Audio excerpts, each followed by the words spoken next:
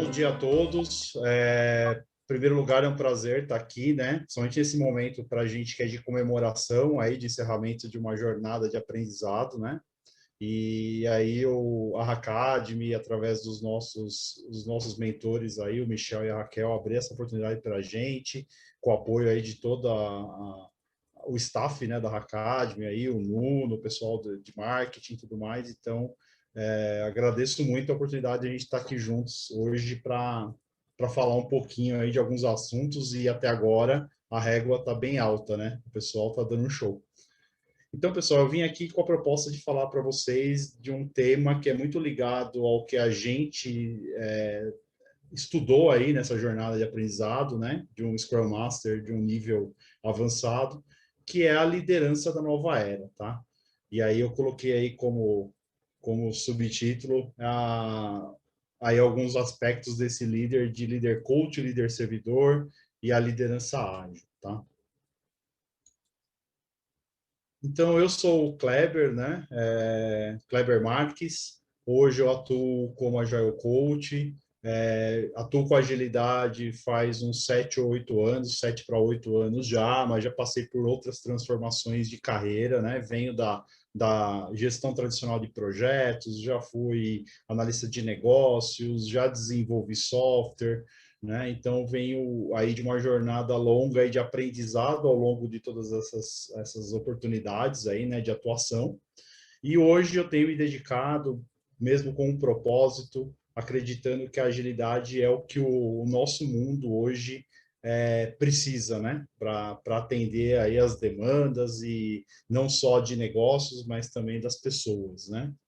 Então, hoje a minha missão é acelerar a transformação dos indivíduos, né, e das organizações através da jornada de aprendizado, né, de uma evolução contínua, focado na alta performance e na felicidade das pessoas, né? A gente muitas vezes pensa só em performance, em resultado, e a gente esquece que quem está por trás de tudo isso são pessoas, né? Então, eu tenho essa jornada aí, os meus focos hoje são agilidade, transformação ágil, gestão de projeto, por que não, né? É minha origem e a gente aplica muito disso ainda no dia a dia e tem que lidar com muito isso. E também tenho aprofundado aí nas áreas de comportamento, de coaching, para entender mais esse lado humano, né? Então, minha formação é basicamente em matemática aplicada, assim como o TAS também tem esse histórico, né? Apresentou aqui.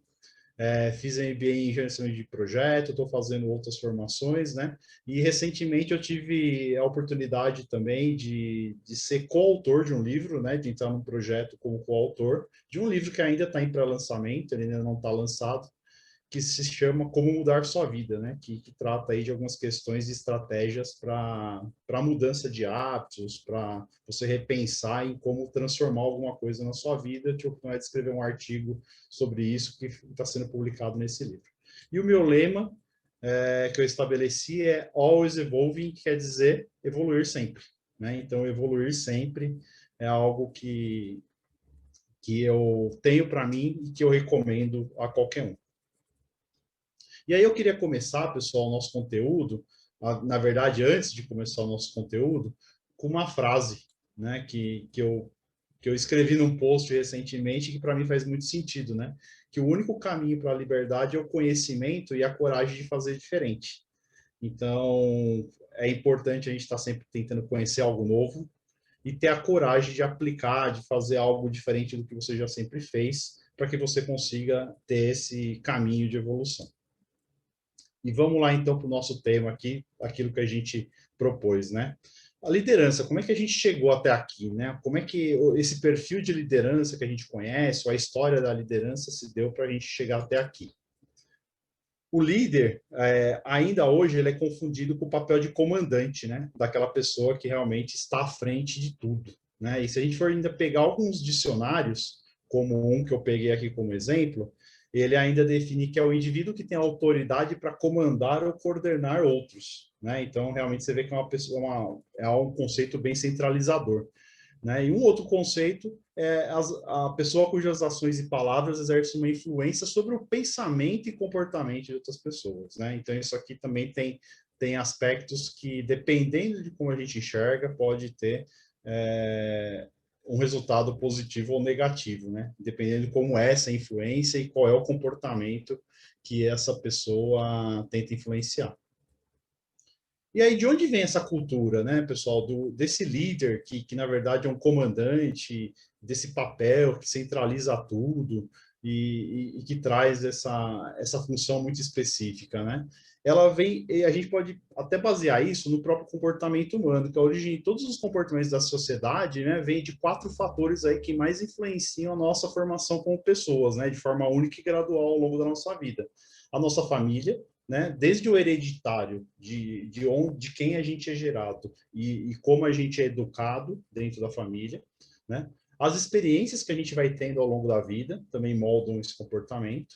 A educação formal, né? A educação escolar, existe um modelo que talvez não evolua tanto quanto as pessoas e as demandas do mundo evoluem, então ele é um modelo que traz o comportamento das pessoas uma influência muito grande. E as crenças, né? A crença é aquilo, tudo que você formou em relação ao que você passou aí, em relação a experiências, a família, a educação, e se torna aí a base dos seus valores, né? Aquilo que você realmente se prende para se comportar de uma forma ou de outra. E a história, né? Como é que a gente consegue mapear aí a história da liderança ao longo aí da nossa civilização ao longo do tempo, né? Então, o que eu mapeei é que a liderança ela pode ser identificada primeiramente, né, de uma forma mais clara ou próxima do que é hoje, na sociedade militarista que vem lá da Grécia Antiga, de tempo de Esparta, né? Onde a hierarquia militar, os comandantes militares, era como se fosse uma casta, né? Quer dizer, era realmente um grupo que se destacava pela sua voz de comando, né? E isso tinha lá os seus motivos na época. Depois veio a Idade Média, onde o feudalismo era algo muito forte, né? Então, a sociedade, em volta de um senhor feudal, servia a ele através das suas terras, do seu trabalho, e essa fidelidade em troca de uma proteção, de uma segurança militar, né? Porque ainda era uma sociedade que não tinha um conceito de civilização, de respeito a fronteiras como se existe hoje, né? Então, esse senhor feudal dava uma estrutura de proteção, de segurança para as pessoas a ele serviam. E aí a gente chega no século XVIII, onde começa a primeira revolução industrial, né? Aquelas que se seguiram até hoje. As pessoas eram vistas como mero operadores de máquina, ou seja, as máquinas surgiram, né? A automatização do trabalho surgiu através dos tipos de máquina, do motor a vapor e de outras ferramentas, e as pessoas eram que operavam as máquinas para produzir os bens. Numa segunda revolução industrial no século XIX, a gente já está falando da linha de produção, né?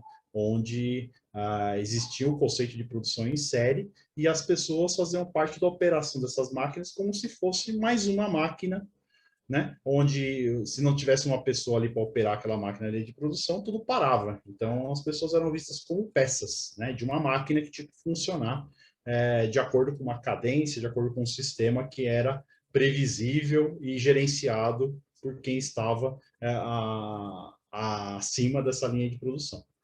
A terceira revolução industrial, já no século passado, né, no século XX, a gente teve com a criação aí dos sistemas digitais, da evolução tecnológica. E aí a gente pode dizer que as pessoas eram vistas como meros subalternos, né, de poucas pessoas que pensavam, ou eram operadores dessa tecnologia. Então, a evolução tecnológica trouxe o conceito das pessoas apenas ali como complemento da tecnologia, né, e não como decisores de nada. E aí temos a quarta revolução industrial, que a gente vai falar a seguir, mas onde a transformação digital trouxe um cenário que poderia parecer impensável, mas onde as pessoas acabam voltando a ser o centro de tudo. E aí eu vou explicar o porquê agora. Essa nova era, né, ela trouxe uma dependência tão grande de tecnologia e a tecnologia acabou sendo tão nivelada para se concorrer nesse mercado, para se sobreviver nesse mercado, que o único diferencial para o uso dessa tecnologia voltou a ser as pessoas. Então, a gente tem que começou a ver que somente através de enxergar as pessoas novamente como cérebros nesse processo e não mais como braços, a gente poderia realizar o trabalho e ser competitivo nesse mundo, né? Então, e aí se a gente for falar em relação à liderança, como a liderança se posicionou nisso, essa necessidade de adaptação tão rápida e um volume de criação intelectual tão grande está inviabilizando centralizar as decisões. E aí a gente vê esse modelo que a gente vem chamando há muito tempo já de comando e controle de pessoas, não atendendo mais às necessidades que a gente tem. E aí a gente tem problemas, né? O que o mundo não vai ser mais como era antes. E essa complexidade tão grande, essa necessidade de adaptação tão rápida, ainda não fez mudar o perfil dessa liderança, né? As lideranças ainda são muito centralizadoras e isso traz grandes problemas. Os times e as pessoas se sentem sem autonomia e acabam se desmotivando. A gente cria ambientes tóxicos, inclusive com pessoas doentes, muitas vezes deixando seus trabalhos não porque não gostam dele, mas porque o ambiente é tóxico e ela não consegue lidar com tanta pressão, tanto no lado dessa alta complexidade, dessa necessidade de adaptação rápida, e acabam, lógico, adoecendo e desistindo dessa jornada, né? E a gente, com isso, gera um desperdício de tempo, porque a gente centralizando as decisões sempre em alguém, isso gera um gargalo, né? Gera um problema. E a gente tem um desperdício de talentos, porque quando a gente centraliza as decisões e a forma de pensar em poucas pessoas, a gente está tudo que está à volta está sendo desperdiçado. E o comando e controle, né? E por que muitos líderes ainda não conseguem deixar essa forma de ser, essa forma de se comportar, né? E aí a gente começou lá falando de comportamento, né? E a gente vê que muitos deles reconhecem que precisam mudar, eles sabem da necessidade de precisar mudar, né? Mas eles não conseguem se desapegar e não conseguem abrir mão dessa forma de atuar perante os seus times, né? E a gente pode aí mapear alguns motivos para isso, né? E até muito alguns deles ligados àquelas questões do comportamento humano. A formação, né? Ou seja, cada líder é uma pessoa também, teve a sua formação familiar, ele teve a sua formação acadêmica, a sua formação profissional, e a gente vive, é lógico, ainda um período muito de transição. Então, isso é trazido de um período não tão distante, não tão longínquo, né? Os líderes também, hoje ainda, eles não conseguem se desprender de uma situação de status, de poder e de autovalorização, algo até que está muito ligado, muitas vezes, à vaidade, né? Então, acaba essa coisa do líder ter uma posição de destaque, de valorização maior, né, em todos os aspectos, acaba trazendo um apego a essa característica de status e poder, né, que existe dentro das organizações, da sociedade em geral. Existe uma zona de conforto e insegurança, né? Porque quando esse líder está acostumado assim e ele se posiciona sempre como comandante sobre tudo, isso de uma certa forma também é uma zona de conforto, apesar das pressões que ele sofre pelos resultados, né? E a insegurança no sentido de que ele não consegue talvez se desprender disso. Ele fala assim, poxa, hoje eu tenho segurança porque muita coisa está centralizada em mim. Se eu começar a distribuir isso, eu não for mais o centro de tudo isso, eu posso estar perdendo a minha posição, eu posso estar perdendo o meu espaço no mercado, na empresa onde eu trabalho, no grupo onde eu tenho um papel de liderança, ainda as pessoas me reconhecem, né? Então, essa é uma questão também que afeta muito o comportamento dessas pessoas. E aí, aquilo que a gente começou a falar lá atrás, os significados, os valores e as crenças que limitam essa mudança de comportamento, né? Ou seja, se esse líder, para ele, o significado de liderança é essa questão de ter o comando, de mandar em tudo, de ter tudo nas suas mãos e todos servindo esse ambiente onde ele convive, é isso que ele mais valoriza. E ele estabelece isso como uma verdade, porque a crença é a verdade interior de que cada um de nós tem. E isso muitas vezes pode limitar a sua evolução para um novo perfil. E aí a adaptação, né, pessoal, é uma necessidade para tudo e para todos nós, né? Então a gente realmente tem que trabalhar com esse conceito, como outras apresentações aqui hoje já falaram, que a gente está num mundo onde a adaptação é muito necessária, né? E de uma forma simplificada, a gente pode dizer que como é que esse líder deveria se encaixar, o que a gente deveria identificar nele, né, para atender às exigências dessa nova era. A gente consegue desdobrar de uma forma mais simples em 3 perfis esse líder da nova era. O líder servidor, o líder ágil, o líder coach, como até a gente colocou aí como um subtítulo da nossa palestra, tá? Então, esses 3 macro perfis aí é o que eu mapeio como sendo esse líder da nova era. E por que líder servidor, né, gente? Por que esse líder somente tendo liderados, servindo a eles, não traz mais resultados, né? Porque o líder que não suja as mãos, foi o termo que eu usei aqui, né? Aquele que não está junto com o time sofrendo as mesmas coisas que eles sofrem, não engaja mais as pessoas. E as pessoas hoje não conseguem trabalhar mais sem engajamento. Ou elas vão trabalhar com uma performance muito limitada, né? Elas vão fazer por fazer, ou para manter a sua posição dentro de uma empresa, dentro de um grupo, mas elas não vão estar verdadeiramente engajadas e não vão produzir aquilo que elas poderiam se elas estivessem com o engajamento necessário, né? Hoje em dia, esse líder ele tem muito valor quando ele facilita o trabalho de quem está executando e não somente fica como direcionador e coletor dos resultados, né? Então, esse líder, estando junto do time, facilitando o seu trabalho e de quem põe realmente a mão na massa e faz a coisa acontecer, ele acaba tendo muito valor, porque ele elimina uma série de impedimentos, de dificuldades que as pessoas que precisam entregar resultado efetivamente têm nas suas jornadas aí de trabalho, né, de convivência. E esse líder, ele consegue ser um coadjuvante, é lógico que é aquele coadjuvante que se destaca dentro desse contexto, né, dando protagonismo e brilho para os seus liderados, né? E aí sim, colhendo os resultados disso, né? Se a gente for pensar até, vamos falar assim, mais aritmeticamente, N liderados sendo protagonistas, a gente tem mais resultados do que somente um protagonista, né? Que está sempre ali vendo as coisas somente sobre o seu ponto de vista, sendo servido por todos somente sobre um caminho de atingir resultados, e quando a gente distribui isso, a gente também exponencia o crescimento de tudo isso. O outro perfil que a gente falou aqui, o líder ágil, né? O que é esse líder ágil, né? Aquele que promove a colaboração e espírito de equipe, ou seja, ele traz esse ambiente das pessoas se sentirem melhor trabalhando juntas, né? Ele pensa que as pessoas satisfeitas é mais importante ter pessoas satisfeitas do que processos que ficam controlando essas pessoas, ou seja, dê liberdade às pessoas para elas trabalharem e use os processos necessários, mas não mais que isso, né?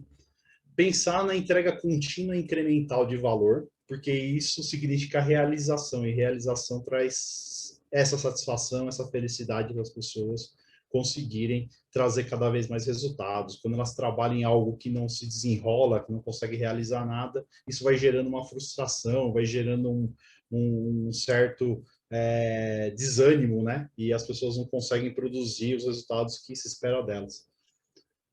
Pensar em satisfação e encantamento do cliente, né? A gente cria o sentido de um propósito para aquilo que se está fazendo, ou seja, fazer o time entender para que é aquilo, quem ele vai atingir, quem ele vai beneficiar com aquilo, né?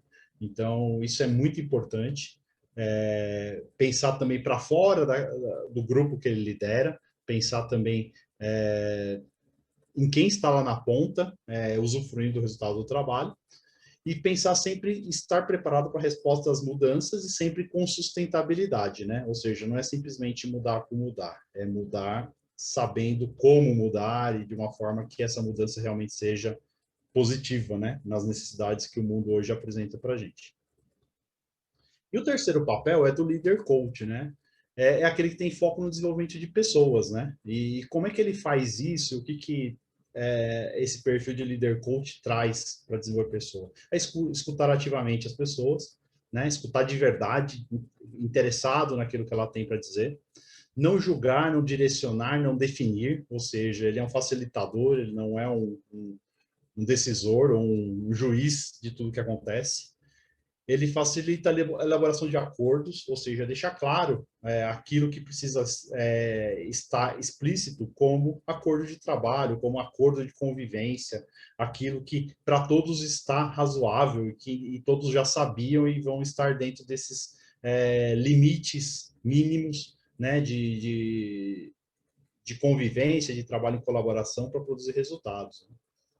Ele apoia a descoberta de objetivos e caminhos, ou seja, ele não só coloca objetivos e define como fazer, mas ele apoia que todos juntos descubram. Ele desafia as pessoas na medida ideal, né? Ou seja, desafiar não é fazer pressão, né? E a gente vê na liderança mais tradicional que a pressão às vezes é usada com a palavra de desafio, né? Então, desafiar é uma coisa, acho que pressionar é outra. E é lógico motivar essas pessoas para que esse desafio se torne interessante.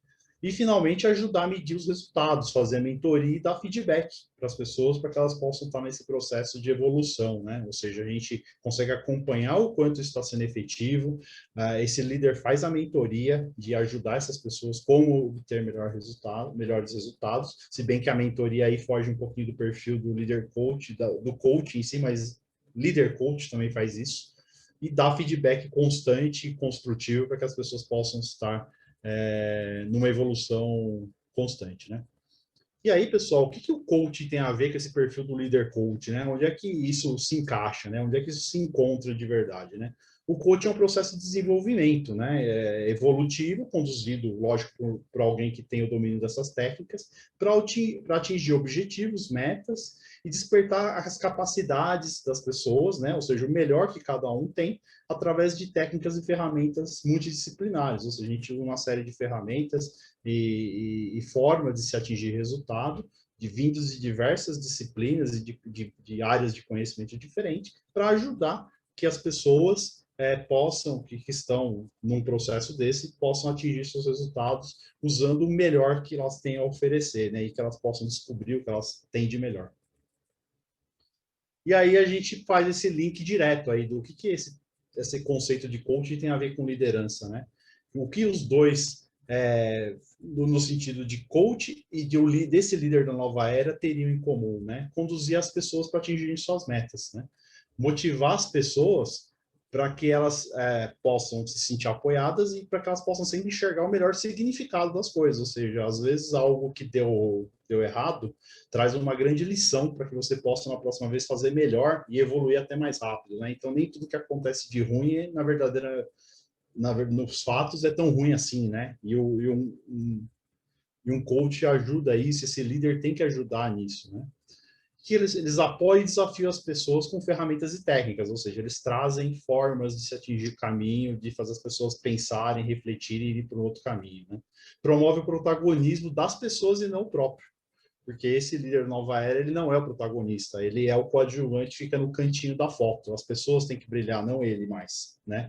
E isso tem um valor enorme, não é um valor menor do que era antes, tem valor até maior, porque, na verdade, o que ele trazia como protagonismo, agora ele está multiplicando, e esse valor é N vezes maior do que o que um líder poderia agregar, mesmo que apoiado por outras pessoas, né?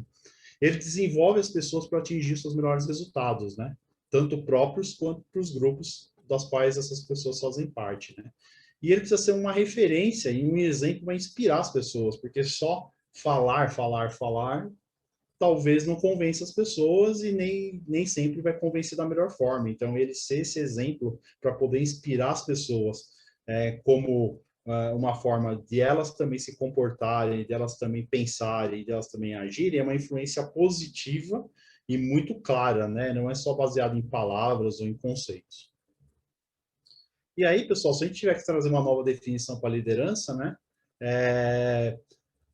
A gente teve aí toda essa evolução e as revoluções do mundo, né?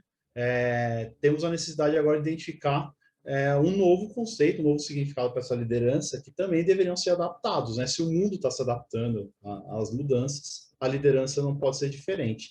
E aí eu trago apenas uma sugestão minha, né? Que não é uma verdade, é uma reflexão para que a gente possa cada vez mais discutir esse conceito, né? Mas uma definição que eu sugeriria com a atualização do conceito de líder hoje, para que ela inicial, que era de um comandante, é o indivíduo que constrói uma autoridade não formal, né, para ser um servidor e facilitador de um grupo de pessoas, através do exemplo, da confiança e do respeito, né? Então, ele não é mais só um comandante instituído, né? Ele é uma autoridade formada pela convivência, por aquilo que ele demonstra e não só por aquilo que ele fala, né? Ou aquilo que ele direciona. E é uma pessoa cujas ações e palavras servem de apoio para a melhor tomada de decisão e comportamento de outros, ou seja, ele não é mais o decisor único, né? Ele é o apoio para que o grupo comece a tomar essas decisões e se comportar de uma forma mais produtiva e mais efetiva, né? E aí eu levanto, será que as definições de lideranças podem ou não começar a ser atualizadas, né? Será que a gente está preparado hoje no nosso ambiente, no nosso mundo, para começar a discutir tudo isso? Eu não sei, eu não tenho essa resposta, tá? Mas é uma reflexão que eu deixo e que eu queria trazer aí embaixo da minha visão, né? E aí a gente fala, ir já para a parte final aqui, pessoal, por onde começar, né? Aí a gente fala, tá bom, vamos tentar desenvolver um líder, o que que a gente pode fazer por ele, né, para começar, né? E como qualquer transformação, essa da liderança, ela deve começar com autoconhecimento. Quer dizer, esse líder que quer se transformar, ele também tem que se conhecer melhor, para ele poder encontrar os melhores caminhos. Ele tem que ter a sua definição de propósito e de seus objetivos, ou seja, por que ele está à frente e se posicionando como líder de alguma coisa, ou se sentindo líder de alguma coisa, e sendo líder daquilo que muitas pessoas às vezes pensam, puxa, eu não lidero nenhum grupo, na minha empresa eu cumpro ordens, os grupos que eu participo, na minha comunidade, na minha igreja, no clube, na minha família, eu sou sempre aquela pessoa que procura seguir o que alguém direciona, né? Mas aí algo que as pessoas esquecem é que cada um de nós é líder da própria vida, né? E se a gente não pensar assim, talvez a gente esteja sendo levado pela maré e não consiga realmente atingir os nossos objetivos, né? E aí, como um outro passo também, sempre a gente, né, uma das coisas que a gente tem que, logo no início desse desenvolvimento, é a ressignificação de crenças e valores. Quer dizer, a pessoa que pensa fixamente de uma forma, ela precisa repensar tudo isso para começar essa evolução, esse caminho da evolução. E aí, pessoal, também já para finalizar aqui, eu queria trazer uma ferramenta que eu criei, tá, para vocês, mostrar para vocês, que não tinha mostrado isso para ninguém ainda publicamente, né? Poucas pessoas viram aí para me ajudar a dar algum feedback, mas uma ferramenta que eu chamei de uma ferramenta de coaching, tá? Para que cada um pode aplicar em si próprio, né? Não é algo de repente que você aplique para uma pessoa, para você cobrar dela algum tipo de avaliação, de acompanhamento, mas é algo que serve para cada um de nós e que eu, né, estou deixando aqui para vocês, para que vocês, se vocês quiserem usar, para vocês mesmos refletirem. E ela foi criada com base numa teoria chamada Teoria dos 7 Níveis do Processo Evolutivo, tá? Então, que trata 7 níveis em que o ser humano pode evoluir, né? Então, ele vai aí de ambiente, de quem ele está inserido, de comportamento, de capacidades e habilidades, essas crenças e valores que a gente falou, a identidade dele no mundo, ou seja, aquilo que ele se considera ser, a afiliação, ou seja, o pertencimento que ele tem, onde ele convive, e o legado, aquilo que ele pensa que ele está realmente deixando como entrega, né, para as outras pessoas, para a sociedade, para o mundo que ele vive, né? Então, isso aqui é muito focado na evolução humana, e eu me baseei nessa teoria para desenvolver essa roda. E aí, pessoal, eu criei uma roda aqui, onde tem 7 níveis, onde a gente gostaria, né, que eu trago a proposta das pessoas se avaliarem nesse sentido da liderança. E ela é uma roda, em cada nível a gente tem uma escala aí de 0 a 10, né? Para você pintar essa mandala e conseguir ter uma visão, né, um pouco mais ampla de como é que você está preenchendo ela, ou seja, você está com poucos espaços preenchidos ou você está com mais? Quais são os aspectos que você pode melhorar ou que você tem que focar porque são os mais baixos, né? E nessa visão que eu trouxe, essa autoavaliação ela vai nos 7 níveis alinhado lá com a teoria dos 7 níveis. No nível de ambiente, você avaliar o quanto você como líder consegue delegar. No segundo nível, nível de comportamento, quanto você consegue empatizar, ou seja, tem empatia pelas pessoas, né, que você lidera. No terceiro nível, a sua capacidade e habilidade de analisar as situações, as devidas situações no ambiente de liderança. no quarto nível, né? O quanto você consegue ressignificar as coisas que acontecem na sua vida e rever essa questão de crenças e valores, né? Quer dizer, na verdade, você ressignifica o que acontece e tenta se desprender dessa questão de crença e valores que você já carrega. Você tenta se colocar num papel de identidade, de posicionamento para inspirar as pessoas. E você tenta servir, ou seja, você se coloca num pertencimento de um grupo para servir as pessoas e não mais só para ser servido. E o sétimo nível é o desenvolvimento, ou seja, o quanto você é capaz de desenvolver as outras pessoas para deixar um legado através dessas pessoas. E aí eu trouxe algumas referências aqui, depois eu encaminho o material para vocês, só para vocês saberem de onde eu tirei tudo isso, qual foi a minha base de pesquisa. E antes até acho que não vai ter tempo, a gente já está estourado, mas eu tenho o documento inteiro dessa roda, que além da roda para você preencher baseado no conceito de cada nível, tem 5 perguntas para cada nível para você fazer a reflexão antes de responder, tá? Então depois eu queria enviar para vocês, acho que não vai dar tempo de mostrar aqui, mas eu queria compartilhar essa ferramenta com uma contribuição minha com vocês. E para finalizar, né, pessoal, além de agradecer e demonstrar minha gratidão aqui para vocês, eu queria também fazer uma provocação, né? Essa transformação e adaptação, né, desse conceito de liderança, né, são necessidades sistêmicas de sobrevivência de tudo que é vivo, não só da liderança, né? E a gente ter cuidado com o apego à estabilidade, à resistência à mudança, porque o auge da estabilidade geralmente é algo que não pode ser mais revertido. E se vocês entenderam bem, eu estou querendo dizer que o auge da estabilidade é quando a gente morre. Quando a gente morre, tudo está estável, a gente não tem mais o que fazer, não tem mais o que movimentar, não tem mais problema para resolver. Então, a gente começar a enxergar a instabilidade e a necessidade de mudança não como algo que nos traz prejuízos, mas que, na verdade, é uma necessidade de sobrevivência que a gente tem. E eu estou aberto aí a algumas perguntas para a gente finalizar. Muito bom, Kleber. Maravilha. Muito então, bom mesmo. Perguntas, por favor, queiram colocar no chat ou aqui diretamente ao Kleber. Ainda temos aí 2, 3 minutos. Bom dia. Eu tenho uma pergunta para o Kleber. É o Danilo falando. Força, Danilo. Ô, Kleber, tirar uma dúvida. Hoje passamos em algumas empresas, temos experiência que às vezes a gente não consegue trazer essa liderança para o jogo, né? E a gente gasta pensando em linha para ajudar, desperdiça 6 meses, 1 ano, a gente perde somente o time inteiro. Teria um tempo certo, assim, de estimativa? Quando que a gente vai medir esse cara mesmo? Tentar mudar o mindset dele ou não? Tem uma sugestão, alguma coisa assim? Para trazer esse cara mesmo, o time vê valor que ele está mudando, ou é mais fácil a gente pegar e contratar um cara fora do mercado já com mindset em agilidade? Bem, eu vejo assim que hoje acho que onde as empresas erram é que elas estabelecem a mudança como uma simples mudança de processo, ou de framework, ou de metodologia. E a metodologia, ela por si só, ela não muda mindset. Para se mudar mindset, eu acho que existe uma questão toda de aculturamento mesmo, né? De mostrar outros caminhos, de falar dos benefícios que isso traz, e identificar, acho que nesse perfil de liderança, quem está afim de mudar e quem não está afim de mudar. Né? E a dificuldade que a gente tem muito hoje é que muitos não estão afim. Eles contratam a mudança de resultados sem mudar a forma de se comportar. Então, eu vejo que acho que cada cenário vai ter o seu tempo, né? E mesmo assim, a gente tem uma grande chance de errar se a gente tentar planejar isso algo que é humano, né? Que é tão imprevisível, que é tão incerto, através de um método de mudança. Eu acho que o acompanhamento disso tem que ser se está evoluindo ou não está evoluindo. E eu acho que, além dos resultados, a medida da satisfação das pessoas que estão envolvidas e do cliente final são métricas aí bem importantes para se acompanhar isso.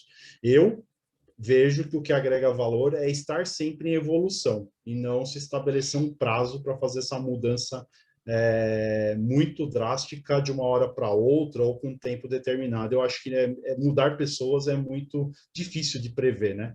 E a gente vê que essa questão de mindset é algo que leva muito tempo e que às vezes vai ser complicado e vai ter que realmente trazer uma outra pessoa, porque aquela é resistente, já foi tentado de tudo. Ela diz que quer mudar, mas ela não se comporta diferente e ela não faz nenhum tipo de outro esforço, né? Não sei se eu respondi. Não, sim. É que às vezes a gente fica desesperado, né? Que o tempo a gente já perdeu o time inteiro, né? Exato. Mas acho show. Obrigado. Valeu. Obrigado, Danilo. Temos mais uma pergunta, uma reflexão do Nicolas. Nicolas, queres lançar a questão? Temos ainda 2 minutinhos. Opa, bom dia aí, gente. É mais uma reflexão, uma pergunta aí que eu queria falar, porque assim, hoje a gente vê que as organizações, né, as empresas estão cada vez mais visando lucros, tendo retornos mais altos para seus investidores, né, batendo metas altíssimas, metas absurdas. E eu queria, talvez, a opinião do Kleber para ver se o fato de todo esse mercado, né, ser competitivo do jeito que é, isso não atrapalha um pouco o processo natural das lideranças, né? Hoje os líderes, eles não estão mais preocupados em bater metas do que desenvolver pessoas. O que você acha sobre isso aí? Eu concordo plenamente. Eu concordo que esse, inclusive, é a raiz, ou a raiz ou a muleta que se usa para não se mudar nada, né? Então, hoje a gente vê muito aquela coisa assim, vamos fazer algo diferente, né? Quando a gente, né, tá trabalhando com uma empresa que a gente vê que tem problemas e que a gente tenta colaborar com alguma forma nova. Eles vêm da seguinte forma: não, eu tô com muita coisa urgente para entregar, eu não tenho tempo para mudar, né? Até conectando muito com o que o Michael apresentou para a gente, né? Então, eu não tenho tempo para pensar em mudança, eu tenho que entregar. E a dificuldade que a gente tem é mostrar para esse público que muitas vezes ele está parando de entregar porque ele não muda, né? E eu acho que a questão dos resultados atrapalha, assim, como você falou. As empresas que não mudam, geralmente são aquelas que ainda estão num nível de resultado muito bom, né? Resultado, eu digo, financeiro, para o acionista. Então, ela continua trabalhando sobre esse ambiente de pressão, esse ambiente tóxico, só que ela não enxerga que ela poderia ganhar muito mais, né? Ou que ela poderia se destacar no mercado ainda mais se ela mudasse a forma de pensar. Mas é o que a gente falou, é a zona de conforto, o medo de perder a posição, o status que essas lideranças têm. Então, elas se sentem inseguras de experimentar algo novo, mesmo enxergando uma tendência e talvez até uma certeza de que daqui muito pouco tempo elas não vão conseguir sobreviver, as empresas e esse estilo de liderança, né? Então, eu acho que uma das coisas que hoje ainda prejudica as mudanças são os resultados que aparentemente são bons das grandes corporações. E isso não dá a motivação que elas teriam para mudar e ter resultados ainda melhores. Respondi? Sim, sim. Valeu. Obrigado. Valeu, Nicolas. Então vá, 30 segundos, que ainda temos aqui. O Luciano também levantou a mão. Luciano, capacidade de síntese e também na 30 resposta aí do segundos, Kleber. hein? Não, eu não vou, primeiro parabenizar, Kleber, mas eu queria trazer uma reflexão. Quando você trabalha com aqueles líderes altamente técnicos, né, que por ter uma bagagem técnica, sua voz sempre acaba sendo... Consegue colocar de tal forma que sua voz sempre seja a última, né, e às vezes acaba que não tem a questão da escuta, né, por parte dos seus liderados. Né? Como é que vocês abordam isso, esse tipo de problema? Como é que uma sugestão de abordagem? Eu acho assim, a própria resposta para esses líderes, eu acho que acontece no dia a dia, né? Até tentando ser sucinto aqui. O que acontece nesse ambiente onde as pessoas não são escutadas é que geralmente as pessoas não querem mais trabalhar com ele, acabam saindo, acabam se perdendo os times, e ele vive dessa postura, renovando sempre as pessoas com quem ele trabalha, né? Então, a abordagem desse líder aí é algo maior que também as empresas, na sua alta liderança, vão ter que começar a enxergar que esses líderes que perdem pessoas o tempo todo, algum problema eles têm, e eles também vão precisar mudar. Então, e ainda hoje é muito visto, porque até a alta liderança se sente mais confortável, é uma zona de conforto para eles ter um CPF para cancelar dentro da empresa quando as coisas derem errado, né? É mais fácil responsabilizar uma pessoa do que enxergar os problemas de um time, que às vezes não é pessoas, pode ser um problema outro qualquer, e dá menos trabalho, né? Então, existe essa zona de conforto no topo da pirâmide, tá? Então, eu vejo que esse é o problema. Mas, geralmente, esse perfil controlador e direcionador demais, que não ouve as pessoas, ele, hoje, com o perfil até das novas gerações, ele perde as pessoas. E é isso que a gente tem visto no mercado o tempo todo. Respondi? Sim, muito bom. Obrigado, Cleber.